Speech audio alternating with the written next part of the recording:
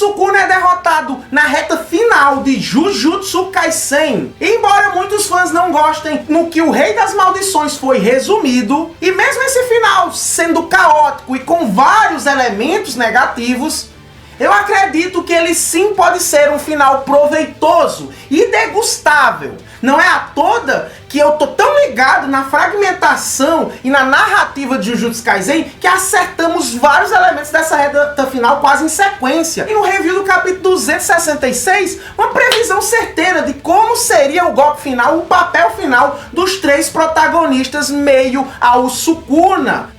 E também tivemos um vídeo previsão, onde eu disse que dos 5 capítulos, 2 seriam para matar o Sukuna e 3 para tirar as pontas soltas daquela harmonia de finalização para com a obra de Jujutsu Kaisen. Dito e feito, não só isso, como antes mesmo desse próprio capítulo, galera, na live de quem viu, eu e o Mano Taiga, a gente começou a teorizar e acertamos exatamente, juntos acertamos exatamente como seria esse capítulo 268, como ele iria começar e como ele iria culminar na derrota do Rei das Maldições. Sim, tem coisa negativa pra falar, mas vamos acompanhar junto numa super revisão como foi o fim de Sukuna e como está sendo o fim do mangá de Jujutsu Kaisen.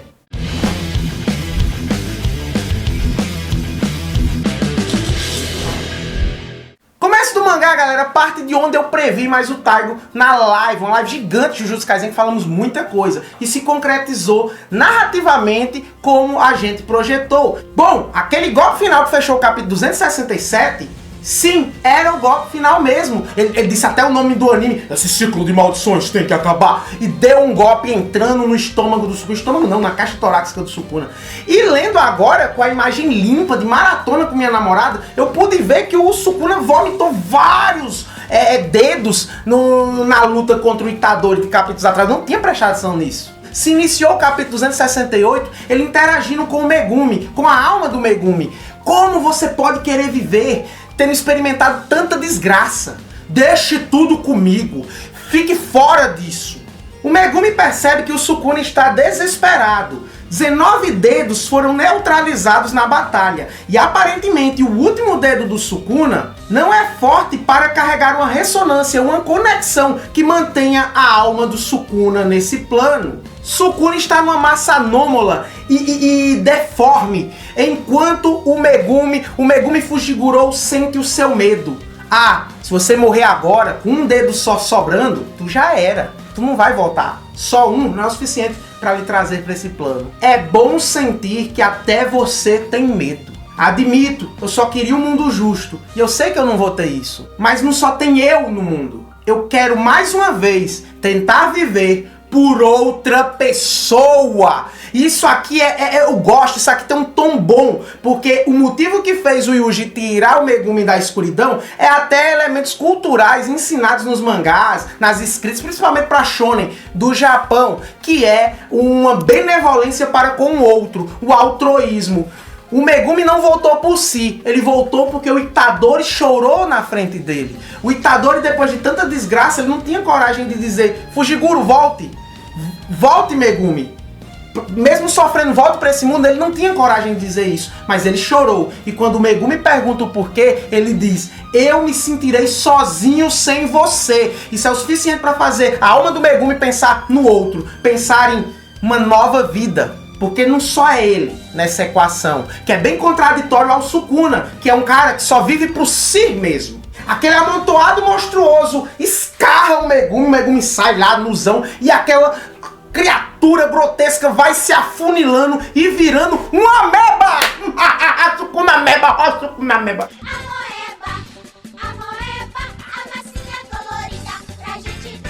Aquele que era o Rei das Maldições, que nasceu com um corpo perfeito, contemplado pelo Hajime como um ser magnífico, é reduzido ao patético, é reduzido a algo não só anômalo, mas a algo pequeno. E o Itadori chegando e olhando de cima para baixo, para o Sukuna rastejante, o que sobrou de Sukuna como um ser rastejante.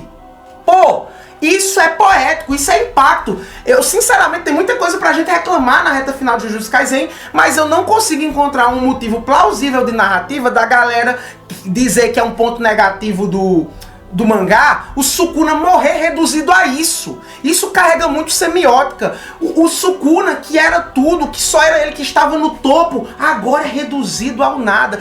Aquele que tratou a todos como vermes, descartáveis, agora é reduzido a um patético verme. E isso é intencional, isso é proposital. Contradições são elementos muito poderosos para narrativas, para o que vem além das imagens mostradas em quadro no mundo dos mangás. E os mangakas sabem disso. É nesse momento que sim, essa morte do Sukuna sendo reduzido a isso, a uma forma deplorável, é um grande acerto para a finalização do Rei das Maldições.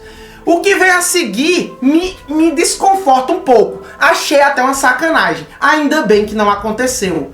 O Yuji vem com uns papos, eu sou você, você sou eu, porque dividiram o corpo aí. Sukuna lembra da proposta dele, ó, entra no meu corpo que tu sobrevive, se tu não entrar tu vai morrer. Entrega o Megumi que eu lhe salvo dentro do meu corpo. Sukuna não entregou, Sukuna quis lutar e agora está morrendo. Só que pra minha surpresa, o Itadori quer comer o Sukuna. Itadori quer comer o Sukuna? Meu bem, se virou um yaoi. Galera, isso aqui eu achei meio... Não, ele pega os restinhos do Sukuna e eu morri de medo dele botar pra dentro. Depois de tudo que o Sukuna fez, ele iria comer o Sukuna e abrigar o Sukuna. Ele até tem um diálogo. Vamos, Sukuna, eu não vou lhe deixar sozinho. Viva em mim. Vamos tentar mais uma vez, nós dois juntos. Não pra amaldiçoar as pessoas, não para amaldiçoar alguém, mas para viver com alguém. Eu viverei com você o resto da sua vida. Isso carrega um pouco a premissa que foi trabalhada em volta do Sukuna e do Gojo, que os poderosos são sempre sozinhos. Essa proposta bate com eu não vou lhe deixar sozinho. Mas mesmo assim, eu acho perturbador o Itadori vir com essa escolha tão abrupta, depois de tudo que foi perdido para matar o Sukuna. E é aí que eu me irrito muito com o protagonista shonen. Eu não vou culpar só o Jujutsu Kaisen, não. O Midoriya foi do mesmo jeito. Isso é uma coisa, eu acho que cultural. Porque me irrita muito que os protagonistas shonen tenham que ser os apogeus da gentileza. Uma bondade intrínseca absurda. A bondade do Yuji é tão grande que mesmo depois de tudo, ele ainda queria salvar o Sukuna, mudar o Sukuna dentro de si mesmo. Sacrificando seu corpo para isso, morrendo junto com o Rei das Maldições um dia por abrigá-lo em seu corpo. Cara, e condiz com o selo de mão que o Yuji fez ao expandir o seu domínio. Tem muita semiótica em Jujutsu Kaisen que, uma vez entendida, dá pra digerir aí muitas das escolhas do autor para com o que ele decidiu nessa reta final. Se eu não me engano, o selo do Yuji é referente a um Buda da gentileza absoluta que tem uma frase marcante sobre: não descansarei enquanto uma única alma pecaminosa ainda existir no inferno. É um Buda que quer converter, que quer salvar aqueles que são maus, que quer purificar. E se isso reflete no selo de mão do Yuji, isso também reflete na natureza interior do Yuji. Isso foi mostrado nessa conversa com o Sukuna. Não sei muito o que pensar desse choque. Pra mim é um elemento poético, mas ele passa um pouco por cima de um elemento de racionalidade mínima. Porque eu vou abrigar o Sukuna depois de todo esse cocô aqui em nossa volta, depois de todo esse sufoco. Ele é uma maldição. Ah, mas pelo menos isso aqui é um acerto. O Sukuna, vou lhe reconhecer, moleque, por manter essa farsa até o fim. Itadori Yuji, mas não me subestime, porque acima de tudo, eu sou uma maldição. Existe um elemento nas obras chamado pensata. Pensata é um valor majoritário ou uma ideia governante que são apresentados geralmente no início da obra. E essa pensata é mantida ao seu final. E isso é um acerto de roteiro do Gege, porque no momento final, Sukuna foi completamente derrotado. Derrotado fisicamente, perdeu a alma, perdeu seu elo com esse mundo, e está tendo que reconhecer aquele que ele chamava de verme, sendo olhado de cima para baixo pelo Yuji, e ainda assim, sem receber o ódio do Yuji, o Yuji metendo vamos, Sukuna, bora tentar mais uma vez. Ele metendo piedade, que é a coisa que mais irritou o Sukuna. Mas aonde é que entra a pensata da obra de Jujutsu Kaisen?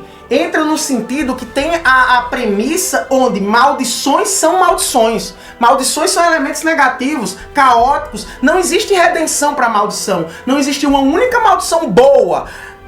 Desde o começo de Jujutsu Kaisen, elas cumprem instintos, estímulos, regras de seus próprios seres. Então, não tem como converter uma maldição. É mal. Esse ciclo de maldições é eterno. Não vai acabar com a morte de Sukuna. O Sukuna pode morrer, mas ele diz, não vamos viver na amizade, moleque. Não quero viver com alguém, não quero uma nova vida, uma harmonia. Não, eu sou uma maldição. Ele queima como uma maldição, com ódio até o fim. Não com ódio até o fim. Muitos estão cobrando um aprofundamento, uma construção narrativa de Sukuna, mas o Sukuna é o arquétipo do personagem chamado Hollow, que é aquele personagem vazio, que o impacto dele é justamente não sentir. Deliberadamente ser afastado da compreensão do que é o sentimento. Então nisso, o Sukuna é fiel até o fim. Você não precisa de um flashback, de um grande background para você compor esse arquétipo. Por tudo que já foi mostrado de Sukuna, ele é assim, ele é o vazio. Daí temos sim uma sacanagem do autor. Hakari e Uraomi aparecem nus, se você olhar os quatro, tão nus, estavam realmente transando. O Hakari e o Uraomi, ao som da Jackpot, estavam fazendo vários bundalelês, estão nus lá. O Uraomi tá até melado no negócio aí.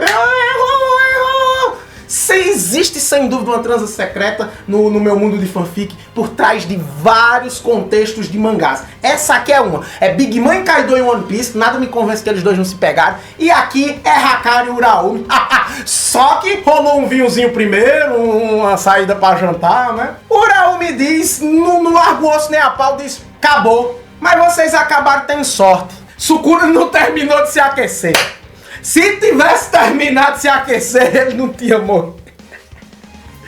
O Uraomi mete algo parecido mesmo, mete, ó, vocês têm sorte. Aquele receptáculo ali não era bom, não. Não era bom. O Kumaroragão lá, só ganhou do Gojo por causa dele. Aquele receptáculo lá não era bom, não. Se fosse o Sukuna com o corpo dele mesmo, de 1000 anos atrás, sem depender de receptáculo, você estava, ó. O Uraomi não larga o osso. Ele vendo, ele não admite que o Sukuna simplesmente perdeu. Foi espancado a longa distância e perdeu. E como acabou, como não tem mais Sukuna, não tem mais Uraomi também. Ele se congela e vai quebrando. Uraomi se despede do Hakari dizendo, vocês só tiveram sorte por nascer 1000 anos depois do reinado do Sukuna. E o Hakari diz, sei dizer que eu ganhei porque eu tenho sorte. É o melhor dos elogios. Sorte é comigo mesmo, pai. E Uraomi, que já tá no charme do Hakari, ri. E vai-se embora. E sim, galera, aqui sim eu concordo com todas as críticas negativas. O autor não tinha emprego, não tinha como utilizar o Hakari e o Uraomi nesse grande vão de batalhas caóticas, esse grande vão que foi a finalização, esse caboço, na verdade, a palavra que eu procurei, esse caboço que foi a Jujutsu Kaisen, o final. Não tinha emprego pra eles, terceirizou, deixou de lado, foi uma vergonha essa luta aí, sem conclusiva, sem participação. O Hakari, que era tão citado como importante, sem uma participação fundamental no plano central da narrativa, que era derrotar o Sukuna, tudo mantido em off, do Uraomi e do Hakari. Isso aqui é muito diferente da morte do Kenjaku. Alguns dizem, ele não tinha emprego pro Kenjaku, não sabia como usar o Kenjaku no roteiro, matou de qualquer jeito. Não! Galera, eu sei que tem muitos estilos de análise aí. A gente pode usar muitas perspectivas para fazer uma análise da obra. A perspectiva, a galera gosta de usar as regras básicas do storytelling, mas nada mais é do que um formato, melhor, vários formatos e prerrogativas do que se deve ter ou não numa narrativa. Tem pessoas que vão lá mais pelo lado semiótico, analisam mais o adentro, um simbolismo, essas coisas. Como eu analiso? Galera, eu analiso 3 elementos para saber se a coisa desandou ou não. Esses elementos são intencionalidade do autor, a intenção do autor, a forma que o autor escreve, forma acima de fórmula. Não adianta ter uma fórmula, é assim que se conta uma história, se usa esse elemento para fazer os fãs se importarem. Mas se essa fórmula não condiz com a forma que o autor escreve, não dá de nada. E a forma que o Gege escreve é uma forma anticlimática. Ele gosta desses nuances. E isso é muito inspirado no Togashi, sim. Então vamos lá. Intencionalidade do autor, a forma, que é a maneira que o autor escreve, e a execução. Intencionalidade, forma e execução. Se eu sei qual é a intencionalidade do autor, qual a intenção dele, e eu conheço a maneira que ele escreve, aí eu não posso culpar como as coisas acontecem do jeito que ele quis e da forma que ele escreve. Não posso. Ah, ele matou quem já jogou no livro. Mas é a forma que ele escreve e a intencionalidade dele. Ele criou um volume inteiro para a luta do Kenjaku. Poderia ser um volume inteiro contra o Yuta? Poderia. Mas ele quis assim. A intencionalidade do Kenjaku para esse plot final era transitório e culminou no confronto de vários capítulos contra o Takaba, morto pela lâmina do Yuta, a quem ele desprezou. Ok. A execução pode ser questionada, mas tem muita gente que não percebe. Por exemplo, pega o Sukuna como exemplo. O Sukuna morreu como uma ameba. Tá claramente nítido que isso é uma intencionalidade do autor. Ah, Nobara apareceu de repente. De novo, intencionalidade. No dia que eu vi a técnica dela funciona, botar um pedaço lá e martelar, cara, intencionalidade. O dedo Sukuna sobrando, Nobara vai encaixar lá no momento onde os três protas vão alinhar as suas vontades contra o Rei das Maldições. Não precisa voltar no jogo do Abato ou voltar 300 capítulos antes. Pode voltar simplesmente no momento final, porque aqui é um elemento de performance, é um elemento performático, não um elemento narrativo. Então, você sabendo a intencionalidade do autor, a forma como ele escreve, você pode analisar com mais precisão a execução. Esse aqui do Uraumi, galera, e do Hakari, não se enxerga a intencionalidade por trás, não enxergo a forma da escrita do autor aqui, que geralmente ele é bem pingo nos is, exageradamente lógico às vezes. Aqui me parece algo que ele realmente não sabia como fazer, que iria dar uma importância e não soube como executar. Aí eu acho um ponto negativo. Megumi acorda e estão pondo a Nobara numa caixa, galera. Tá, a Nobara, isso é engraçado. Essas loucuras desses três eram engraçadas. Muita gente gostou da volta dos três justamente por esses momentos. A Nobara entrando na caixa e...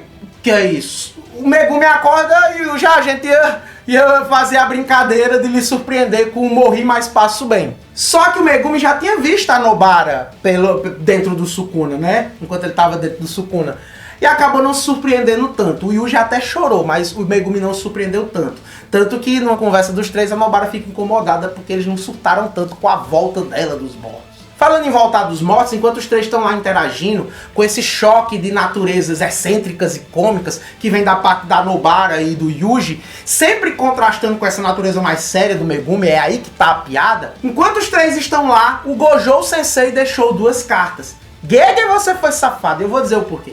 Dessas duas cartas, uma é pra Nobara e outra pro Megumi. O Yuji já falou diretamente com o Gojo, então não tem nada que o Gojo deixe pra ele. Na carta da Nobara, ela faz uma careta, ali está o paradeiro da mãe dela e o que a mãe dela está fazendo. Ela amassa, ela não quer saber. E eu já achei maravilhindo.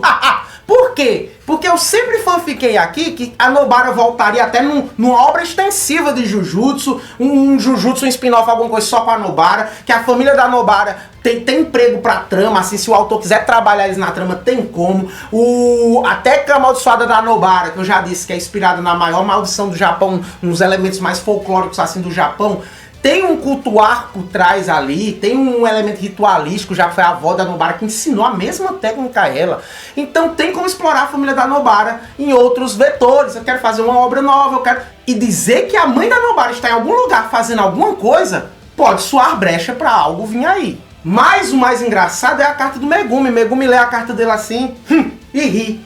A galera fica sem entender, ele ri, E Yuji e Nobara pegam, eu já imaginava o que tinha na carta, mas a cara de pau foi muito grande. O Yuji e a Nobara ficam sérios, ficam com nojo. Pô, Megumi, tu tá rindo disso? O que era? A última mensagem do Gojo para o Megumi Fushiguro era: desculpe, Megumi, o seu papai não está mais por aqui, porque eu o matei. Foi mal. Gojo admite que matou o Toji. Gojo finalmente revela onde está o paradeiro do pai do Megumi. O Megumi descobre que quem cuidou dele a vida todinha foi o cara que matou o seu pai. E ele ri disso. É muito cara do Gojo, eu não sei, é um entrelaçado de emoções, nuance com o Zenith. O pai que ele nunca conheceu tinha sido morto pelo cara que chegou do nada na casa dele e foi criá-lo. Cara, maravilhoso, e é uma safadeza. Um dos motivos de eu dizer que o Gojo ia sobreviver ao Sukuna foi porque o Gege deu numa entrevista há muito tempo que quem iria contar sobre o Toji, quem iria contar sobre o pai do Megumi ao Megumi, era o próprio Gojo. Aí eu, pô, se o Gojo morrer pro Sukuna, ele não pode contar isso ao Megumi. Pois não contou, o autor meteu uma carta, já que não tinha um personagem vivo, para trazer essa mensagem. E terminamos o capítulo quando os três estão reunidos e se levantam, pois ficaram de ir para onde o Okotsu Yuta está. O Megumi se prepara para pedir desculpas, mas o assunto lá é outro. A Maki e os outros, todos vão se encontrar lá para tentar salvar o Okotsu Yuta. O Okotsu Yuta, como ficou a situação dele no corpo do Gojo? Como ficou essa parada? Maki geral tá andando, tá o primeiro ano andando, o trio protagonista, Maki, Panda, Inumaki, todos andando, tá o Kusakabe, a Miu, a Momo, todos andando. E na última página, a gente vê um grito saindo de onde o Yuta tá. Yuta, seu imbecil! Alguém xinga o Yuta, Megumi fica, salvar de quê? E paira o mistério no ar. O que danado foi esse grito? Quem falou com o Megumi? Porque não era a Maki não chegou lá ainda. E como é que ele tá vivo depois de 24 horas? Vai ficar no corpo do Gojo? Contar a situação dele. Galera, tudo do capítulo, pra mim, tudo do final, muitos elementos do final são muito tragáveis. Pode não ser como você queria, mas são muito tragáveis. Conhecendo a intencionalidade e forma que o autor escreve, você pode entender a conclusiva com mais fenese. Mas será um baita de um ponto negativo se esse aí que gritou com o Yuta for o Gojo. Se o autor me vier que o Gojo voltou à vida também, aí não tem como. Aí é intancável, aí é um cagaço no roteiro. Estou com medo dele meter alguma manobra de que o corpo agora que o Yuta habita é o do Gojo, mas o Gojo também está vivo no mesmo corpo. De alguma maneira a alma do Gojo atrelada ao corpo foi reanimada, não sei o que, e agora o Yuta e o Gojo dividem o mesmo corpo. Já pensou se rola isso? Tô com medo de rolar isso. Aí, meu amigo, aí Tassinho não gosta, aí o negócio fica esculhambado. Diga aí as suas opiniões sobre o capítulo de Jujutsu Kaisen, sobre a revisão, sobre a análise, sobre como terminará esses 3 últimos capítulos. Previsto aqui no canal. Esses 5 seriam 2 para a derrota do Sukuna, 3 para a finalização. Tô com faro no autor, hein? Tô com faro no autor, por isso que não tô decepcionando tanto quanto os outros aí. Forte abraço a todos e valeu!